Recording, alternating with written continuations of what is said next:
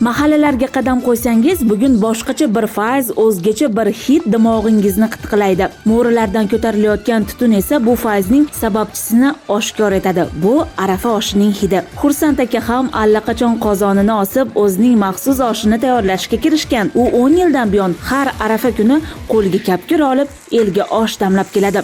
Hozirgi mana arafa oshida hamma yo'qda o'zim qilib qo'yaman bir pas. Chunki oshig'i bilan 3 kilo damlaymiz, 15 ta 20 ta odamga beramiz.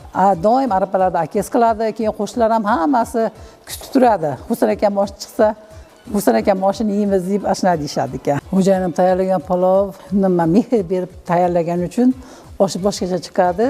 40 yillik tajribaga ega oshpaz turli taomlarni maromiga yetkazib pishirgan bo'lsa-da, osh tayyorlashga u har doim o'zgacha mehr va e'tibor bilan yondoshadi. Butun mahalla uning oshini tatib ko'rishga oshiqadi. Hatto shogirdlari ham ustoz qo'lidan chiqqan oshni sog'inib kutadi.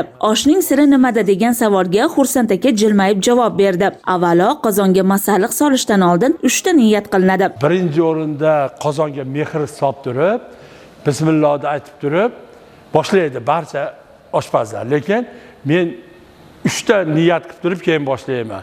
Ota-onamni ruhlari shod bo'lsin, ota-onam qo'llab-quvvatlasin, ustozlarim qo'llab-quvvatlasin deb ustozlarni birinchi o'rin aytib o'taman. Ustozni hurmat qilganki odam mahnaqa cho'qqilariga erishadi. U yana bir sirni ochdi. Odatda 7 xil mahsulot solinadigan oshga u 15 tagacha masalliq qo'shadi. Balki shuning uchun ham uning oshining ta'mi o'zgacha yodda qoladigan. Xursandbek Toji Ahmedov ustozlar duosini olgan oshpaz. Bugun uning ko'plab shogirdlari bor va ular ustoz hurmatini joyiga qo'yishga harakat qilmoqda.